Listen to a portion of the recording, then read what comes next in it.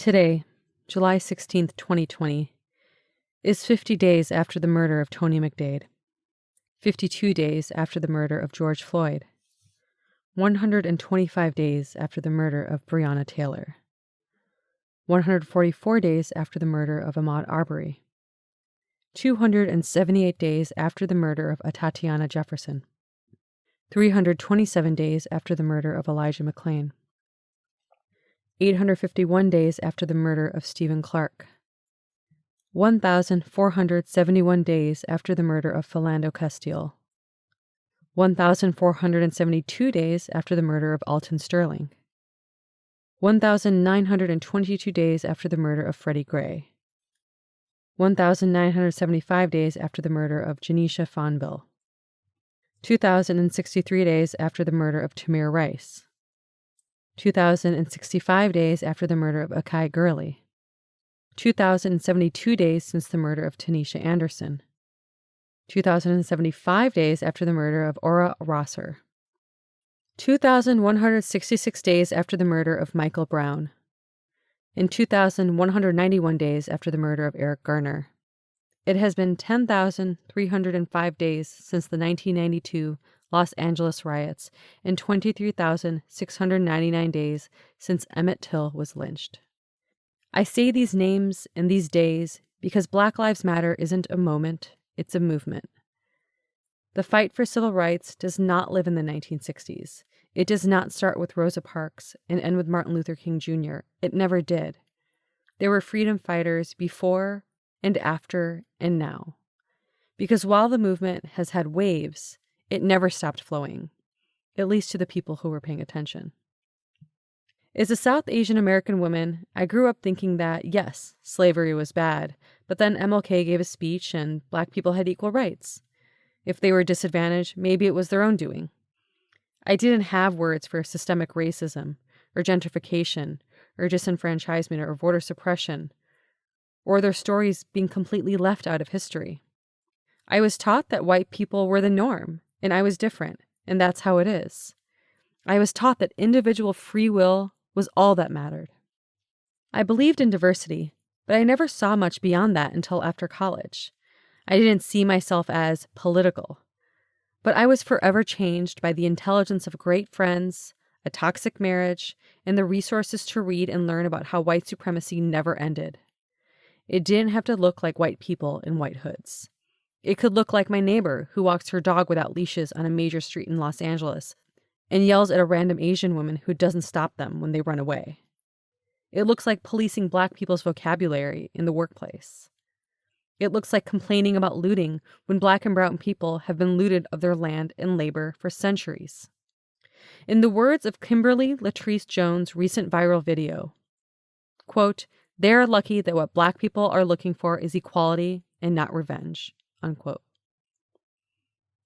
So why do I bring this up on MigrAsians, a podcast where I, a South Asian American woman, interview creative and political Asians about their story of migration and the work they do? I bring it up because we are all in this. I don't see space for "that's not my problem," because this is our problem.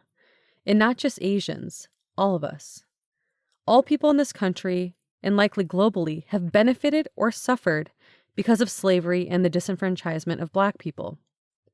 Let me repeat that. All people in this country have benefited or suffered because of slavery and the disenfranchisement of Black people. As I've said a few times before, and I'll say again, my parents wouldn't have been able to come to the United States if it weren't for the civil rights movement. I probably wouldn't exist. The LGBTQ community wouldn't have pride parades if it weren't for Marsha P. Johnson. We wouldn't have the political candidates we've had, or financial advantages or disadvantages if it weren't for gerrymandering or redlining. COVID-19 is a perfect example of something that seemingly doesn't discriminate, yet it does. Just because COVID-19 can kill a rich white man doesn't mean it's immune from existing health disparities. In fact, it preys upon these disparities, inequities that have been birthed through social and political dispossession. When I interview my guests and talk to them about their migration stories, they often talk about how their story of migration has to do with finding, quote, a better life, unquote, and, quote, opportunity, unquote. People usually don't leave their homes and family and culture unless they want more than what is in their country. This makes me wonder how the colonization of India made lasting impressions and divisions in India, pushing people like my parents and so many others out to have a better life. It makes me wonder about the lack of choices refugees had after the global forces of imperialism, colonization, and military intervention hadn't forced humanitarian crises in Vietnam, Laos, and Cambodia. The very idea that a country can take over a land, that they deserve more, and know better, is the same force that causes countries to lose control of their own resources and seek new homes. Immigration isn't random, and beautiful things have come from it, like unique ethnic identities, fusion foods, and interracial relationships. But the reason I started this podcast was to explore how these forces look in different people's lives. It isn't just about economic stability and moving to the suburbs to have 2.5 kids. It's about looking deeper into how we got here in the first place, and why we want or don't want those things. For Tiffany Wong, it was about how trauma affected her sense of worth as a Chinese American girl.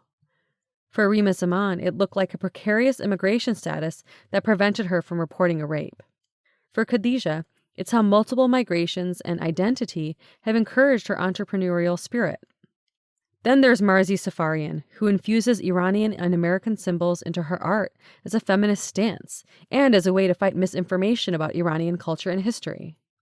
Sonali Rashidwar, aka the fat sex therapist, talks about how Hindu casteism is intricately tied to how we view body image and body purity.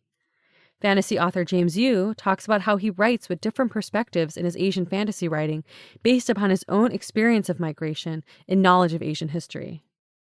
Then I talked to Nick Strack, a parenting coach. Nick grew up with Korean and Indian parents and was taught to try to just be American. It wasn't until later in life that they saw how different systems of oppression affected the way they think. My conversation with immigration lawyer Dhenu Maru taught me so much about the complexities of the U.S. immigration system, and I loved how her personal immigration challenges and experiences coming to the U.S. from India inspired her to go to law school, so she could learn the rules. In my most recent episode with Suhat Khatib, brought everything together. She talks about the massacre of Leith in Palestine and how it forced her father to migrate, leaving his home as a child, not even knowing his birthday. Now Suhat organizes for Palestinian and Black lives. I say all this because maybe you haven't had a chance to listen to all of these episodes, and that's okay. I summarize these episodes to show how migration can look so different, yet there are common threads in so many of these stories. Struggling with identity, trying to make peace with it, and channeling it into the work we do is a very human thing. Making meaning is what keeps us alive, and this is exactly why we have to fight for Black lives. Because our stories might very well be a result of the harm inflicted upon Black and Brown people. This isn't about blame, it's about history and its consequences and accountability. We have to reckon with it, or we are just lying to ourselves. My hope is that this podcast brings us together in a way that we don't erase our differences. I also hope that we think about the many ways guilt affects us on a personal and societal level. This is where I think being Asian American is unique. We are underrepresented, yet we are seen as the model minority. And yes, many Asian Americans might appear to have reached the American dream and have experienced less oppression than Black people. And so many of us are indebted to the civil rights movement for allowing more Asians into the country after we were barred for over 40 years.